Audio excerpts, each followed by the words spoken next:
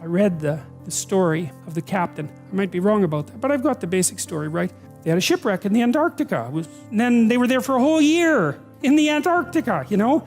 And none of them died, not one. He didn't lose a single man, not one. He kept their morale high. And then they took this boat that was on the ship and they crossed like 400 miles of the roughest ocean, the roughest frigid ocean in the world, right? You don't go in that ocean. And then they went to an island and they walked across the island, across these mountains that no one else has ever climbed since.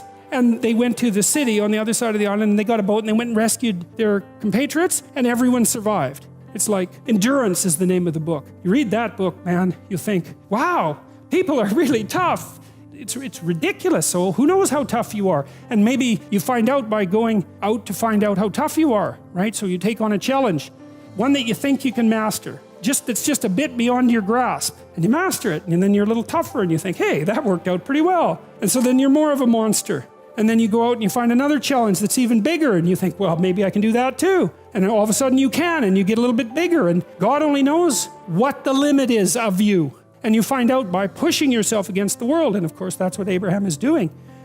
See, we're very pessimistic, us modern people. You know, we're pessimistic about humanity, that's for sure. Dismal, wretched, planet-destroying, cancer on the planet, right? As the Club of Rome described us so pleasantly back in the 1960s, you know? I don't know, maybe we're ashamed of the Cold War. Maybe we're ashamed of all the destruction in the 20th century and the hydrogen bomb and, you know, the continuing catastrophes of our societies. And we're deeply ashamed of that and ashamed of ourselves personally. But it's a hell of a thing to, you know, call us a cancer on the planet. There's just no excuse for that. Because what you do with cancer is eradicate it. And I don't think that that's a very noble motive, personally. And I think it says a lot about the people who would use such phraseology that they would dare to conceptualize humanity in that manner.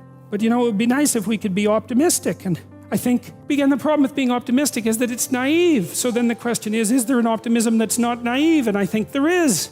And the optimism that's not naive is in just a visualization of how strong people can be. So one of the things that I tell people, I've told my students in my class, in Maps of Meaning, here is a goal. You want to be the person at the funeral of your father that everyone can rely on. How would that be? You want to be the person who's broken and useless and adding to the misery in the corner. And look, I'm not making light of people's grief. You know, I understand grief. Who do you want to be when there's a crisis? Right? Do you want to be the person that everyone can turn to for strength? It's like, why the hell not? Why not that as a goal? That'd be a good goal, because then if there's a crisis, and there will be, it won't be such a bloody crisis, because there'll be someone there that can deal with it. You know, so when I went and talked to these people at the funeral home, I envisioned that. I thought, okay, well, this is something you have to contend with if you're going to be alive and adult. You have to contend with death and suffering, and you have to be ready for it, and you have to be there for the person, because that's all they're going to have.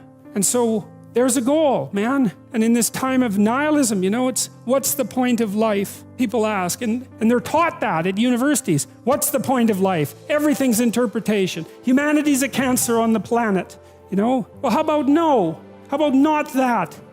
How about that there's something to us?